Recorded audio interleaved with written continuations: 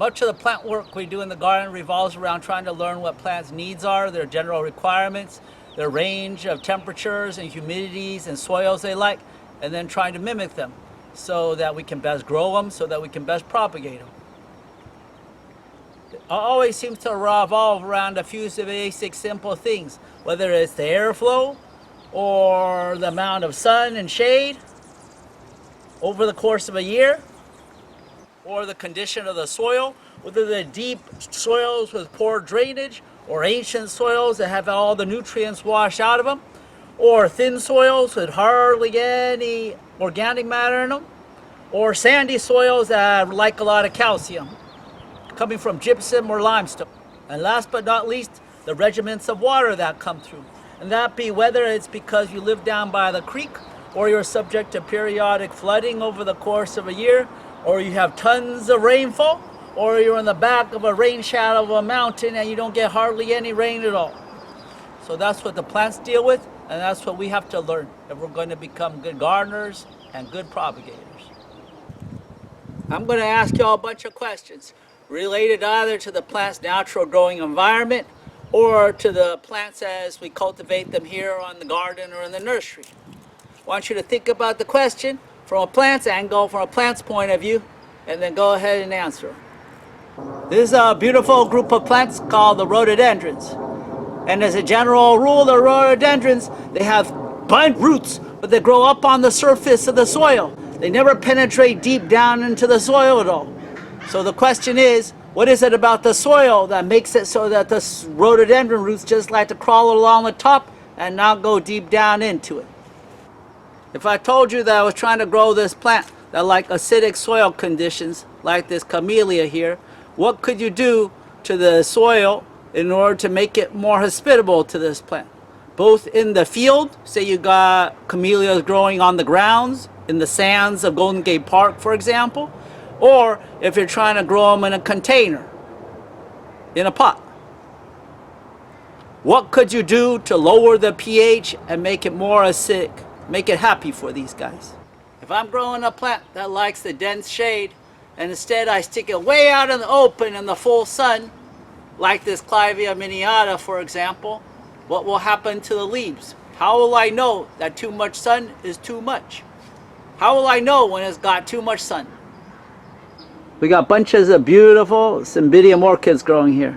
Let's take a look at what they're growing in. Let's get right here.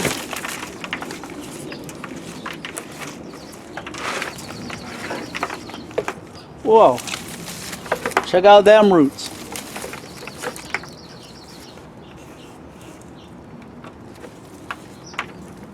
Looks like just pieces of bark.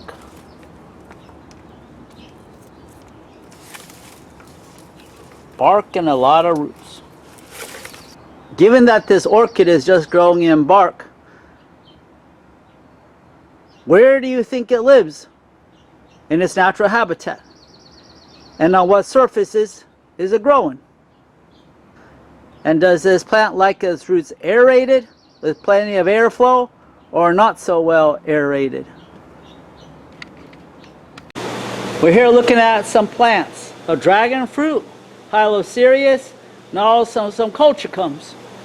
They would put it into this potting mix, store-bought potting mix, and they all started to rot off and die. Taking a closer look at this potting mix, here we go. What could we have added to this potting mix to give it better aeration and have less root rot? You're growing a bunch of California native plants, which you've read that need good drainage in terms of the soil mix. So you put extra perlite and even some sand in there. So it's a real nice mix. You pot up all your California native plants into it, like the ceanothus and the buckwheat and everybody else. You keep them watered on a consistent, regular schedule. But then one day, the irrigation system breaks, or the manager gets sick, and you get 4 straight days of the hottest weather San Francisco has ever known. And your plants are growing in this mix. What do you think is going to happen to all your plants? We're a couple miles south of San Francisco at the western edge of a mountain called San Bruno Mountain. The western edge is a big old sand dune. And we're here in the little gully, kind of facing northeast, looking for a plant. We'll go down and see if we can find it, so that we could grow it. Okay, we found it. Here it is, the California pipevine, Rhododendron californica, all intertwined around the California sagebrush, Artemisia, and also around the monkey flower. Next to it, of course, is old buddies, poison oak. This plant is a host plant for a beautiful butterfly. As to say, the mamas like to lay their eggs on this plant. It's the Pipevine Swallowtail. And this here is the little gully it lives in. Goes all the way down. Where this gully faces north, you find some of this goldback fern. Also, we find clusters of acina and looks like little seedlings of coffeeberry. Crawling on the ground are strawberries and Rumex acetosella sorrel, naturalized arylism, and there's the soil type. Again, here's the soil type. Looks like somebody maybe lives down here. All right, plant propagators, so here's the question. If you were asked to grow a bunch of pipevine, what would be the conditions under which you would cultivate it? Two-part question. One is, what would be the kind of soil mix that you would use? What would you use? Perlite, sand, pumice, compost? What would you use? It's a potting mix if you're going to grow Rhododendron californica, the pipevine. The second, part two of the question is, where would you place these containerized plants in the nursery so they had optimum growth and they wouldn't get too burned and they wouldn't be in too much shade? Where would you place them?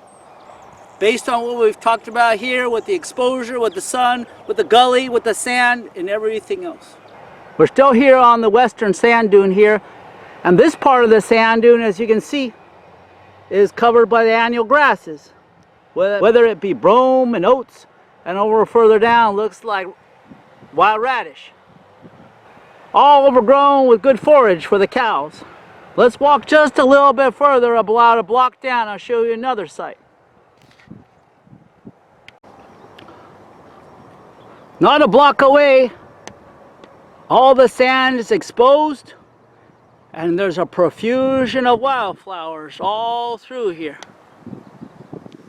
As you scan these open sandy areas, you see tiny little silver leaves everywhere. Everywhere you look. Seems like a natural nursery, and there's thousands upon thousands of them all through these sand dunes, along with the slightly yellow form of the California poppy. Just lupins upon lupins upon lupins and more lupins, along with this nice purple wildflower Phacelia.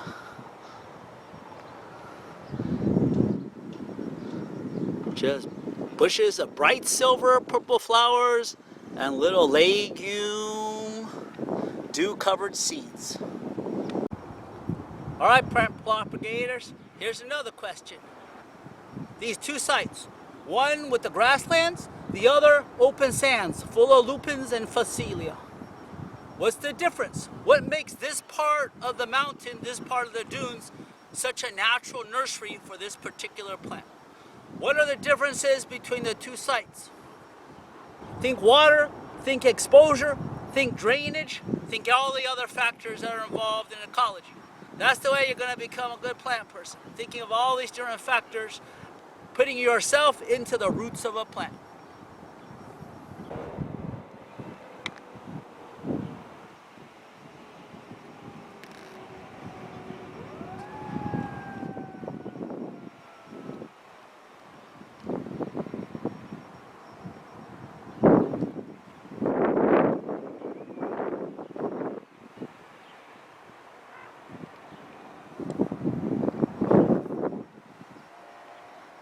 Thank you for watching.